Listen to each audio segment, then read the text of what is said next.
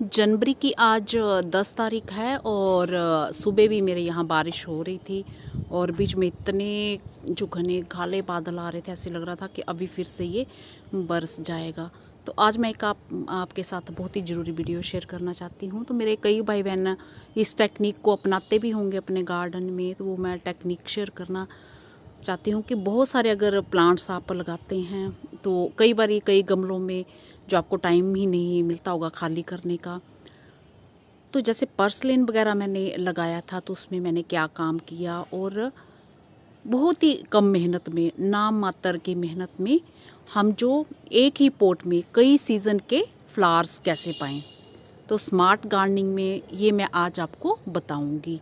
तो मैं बहुत बारी ऐसे करती हूँ अपने कई सारे पॉट्स के साथ। जैसे कई बारी कई सीज़न में तो अब सब सारे जो फ्लावर्स होते हैं तो एक ही सीज़न में नहीं ना खिल सकते, क्योंकि कोई किसी सीज़न में होंगे फिर सूख जाएंगे और उसी पॉट में फिर दूसरे सीज़न के कैसे लेने हैं, या आगे आने वाले सीज़न के फ्लावर्स कैसे लेने हैं बिना कोई ख़ास मेहनत के। तो ये चीज़ मैं शेयर करूँगी। तो मेरा ख्याल है ये चीज़ आप समझ गए होंगे कि मैं क्या कहना चाहती हूँ। तो जैसे पर्सलिन के हमारे जो गर्मियों में बरसात के टाइम या फिर नवंबर महीने तक मेरे खूब खिलते रहे हैं, आपने देखे भी होंगे। तो अगले सीज़न के लिए उन्हें जो सेव मैंने किया तो मैंने उन्हें वैसे ही छोड़ दिया और मैं चाहती थी कि वो पॉट मेरा खाली ना रहे, उसमें भी फूल आते रहे अगले सीज़न के। तो और उस पॉट में से भी मैंने फ़ायदा उठाया। तो ये मैं आपको बताना चाहती हूँ कि किस तरह से। और ये पूछना मैं चाहती हूँ कि क्या आपने गेंदा के साथ, मैरीगोल्ड के साथ क्या कभी इस तरह से किया है? अगर नहीं किया है तो ये आइडिया आपको हो जाएगा और आप फिर इस तरह से भी अपने गार्डन में खूब सारे प्लांट्स जो हैं तैयार कर सकते हैं। तो गर्मियों में आपने जो उसमें बरसात में पर्सलिन खूब पोट में लगा देखा होगा। ये पोट मेरे हाथों से बनाया गया है तो देखने में बड़ा लग रहा है, इसमें ज़्यादा जगह नहीं है इस तरह से ये देखा होगा। तो मैं चाहती थी इस पोट में ये जो पर्सलिन मेरा पड़ा रहे और मदर प्लांट के तौर पे आगे गर्मियों में मैं इसे ही इस्तेमाल करूँगी, इसकी कटिंग लेके लगाऊँगी। तो अगर हम कटिंग कर देते हैं तो काफ़ी अच्छे अच्छे प्लांट्स भी हैं, अभी काफ़ी अच्छी हेल्थ भी है उनकी, मेरे काफ़ी सारे। तो ये इस तरह से ये है कि जब खूब सारे पौधों के आसपास ये दबे रहते हैं तो इस तरह से पत्ते भी झड़ जाते हैं और ये हैं तो फिर भी ये हरा भरा है, कोई प्रॉब्लम नहीं है। तो इसमें एक साथ मैं 2 सीज़न के कैसे ले सकती थी, तो नवंबर तक तो ये मेरा हो गया था। फिर उसके बाद मैंने साथ के साथ साइड में एक ये मैंने जो देख रहे हैं ये मैंने इस तरह से ये देखिए मैरीगोल्ड का एक प्लांट ये मैंने ग्रो कर दिया था। तो ये आप सोच रहे होंगे कि तिरछा क्यों है, सीधा क्यों नहीं किया, तो सीधा ही था। तो मैंने हल्के से जब इसकी ब्रांचेस आने लगी थी तो फिर मेरे दिमाग में आया कि इसका मैं और भी काम करूं। तो इसको खैर मैं अभी भी सपोर्ट दे के जो लकड़ी से सीधा कर सकती हूँ, तो ये आराम से हो जाएगा।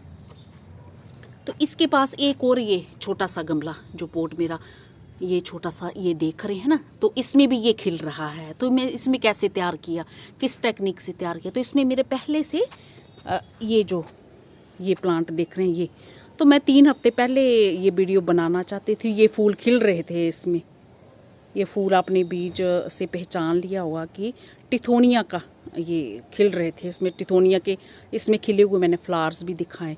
तो फिर मेरे दिमाग में आया कि टिथोनिया तो अभी ये ख़त्म हो जाएगा, काफ़ी फूल इस पे खिल चुके हैं और अब मैं क्या करूँगी कि कुछ और इसमें लगाऊँ कि मुझे हटाना ना पड़े, तो उस पर खूब सारे फूल आए। तो क्या किया मैंने कि इसकी एक ब्रांच यहाँ से, तो ये 3 हफ्ते पहले की बात मैं वीडियो बनाना चाहती थी तो दोनों को एक साथ खींच रही थी, तो ये यहाँ से ये ब्रांच मेरी कट गई। तो मैंने क्या किया कि इस ब्रांच को, ये ऐसी थी, ये इस तरह से ये लगी हुई थी, तो इस ब्रांच को मैंने ऐसे मिट्टी में, ये तो टिथोनिया मेरा चल रहा है और ये मिट्टी में ऐसे ही रख दिया और ऊपर एक पत्थर रख दिया इस पर, इसको मतलब मिट्टी में ऐसे करके पत्थर से, ताकि ये जो ब्रांच है, तब तो थोड़ी नाजुक ब्रांच थी इसकी, थोड़ी मोटी थी पर बहुत ज़्यादा नाजुक नहीं कि इसमें बैठ रही थी, मिट्टी से टच हो रही थी, तो इसी में से रूट्स आना स्टार्ट हो गई हैं। तो ये देखा ये काम, ये यहाँ से स्टार्ट होगी और यहाँ से फिर मैं इसके टिरसे से काट सकती थी, तो ये अपने आप ही यहाँ से ये हट गया है। तो इसको ये नया पौधा मेरा तैयार हो गया गमले में। ये देखिए ये नया पौधा इस टेक्निक से तैयार हो गया। और इसकी ये ब्रांच कटी हुई भी ये दिख रही है, तो ये अपने आप ही ये खींचते हुए वो मेरे से टूट गई। तो इस तरह से आप एक सीज़न में जो बिना मेहनत किए, बिना मिट्टी निकाले, ना अपने पोट में से मिट्टी निकाली, कुछ नहीं किया, और आपका टिथोनिया हो गया। टिथोनिया को अभी मैं कट कर दूंगी यहाँ से, और इसकी जो रूट्स हैं जो सूखी हुई वो फिर बीच में सड़ गल जाएंगी और ये मेरा अच्छे से चलेगा। और पिटूनिया तो जो ये है ये तो हर गमले में अपने आप ही उगाए हैं। और फिर गर्मियों का भी एक मैंने इसमें रख छोड़ा है कि अगर मुझे टाइम ना मिले तो ये गर्मियों का चलने देना है। तो ये गर्मियों में फिर मेरा ये एक पौधा चलता रहेगा। तो ये देखो कितने सीज़न के हो गए ना इसमें। एक सीज़न का मैंने ये टिथोनिया का ले लिया, और अब इसमें ये मैरीगोल्ड खिल रहा है और बिना मेहनत के। और फिर मैक्सिकन पिटूनिया जो ये छोड़ रखा है, तो आगे फिर ये मेरे गर्मियों में आके खिलेंगे। तो इस तरह की टेक्निक से आप खूब सारे प्लांट्स तैयार कर सकते हैं। तो अब इसमें से मैं जो टिथोनिया का ये यहाँ से कट कर दूँगी, और ये ऐसे करके ये यहाँ से इस तरह से ये देखिए ये कट कर दिया मैंने। तो देखो ये अभी भी हरा है। तो जब मैं वीडियो बनाना चाहती थी, मैं फिर कोई ना कोई रोज़ ही वीडियो में लगा रहा कि ये करती हूँ वो करती हूँ। और ये जो ब्रांच जो हमने इसकी दवाई थी, ये दवाई थी, तो इसको भी हम यहाँ से ये ऊपर से ये कट कर सकते हैं। तो ऐसे ही कट करना था मैंने इसको। ये हरी है ये भी अभी, क्योंकि ये 3 हफ्ते पहले ही तो टूटी है। तो ये देखिए ये हरी है अभी भी इस तरह से। तो ये नीचे अपने आप ये जड़ पकड़ ली इसने, ये तैयार हो गया। तो अब इसे सपोर्ट दे के ऐसे मैं बांध दूंगी लकड़ी के साथ। तो देखा कितने एक छोटे से पोट में तैयार हो गए पौधे। अब मैंने टिथोनिया भी इसमें से निकाल दिया है, और जो एक्स्ट्रा ये ब्रांच थी इसकी, इसे भी कट कर दिया है। और जो बीच वाली ने जो ये रूट्स पकड़ ली हैं, तो नया पौधा ये मेरा तैयार हो गया है बिना खास मेहनत के, बिना कुछ मिट्टी निकाले। तो इस तरह से भी आप अपने गार्डन में प्लांट्स तैयार कर सकते हैं। तो इस तरह से आप कोसमोस तैयार कर सकते हैं, विंका तैयार कर सकते हैं। कई सारे जो प्लांट्स होते हैं जिनमें रूट्स बन आती हैं मिट्टी को टच करने में, कोई वो सब इस तरह से आप बना सकते हैं।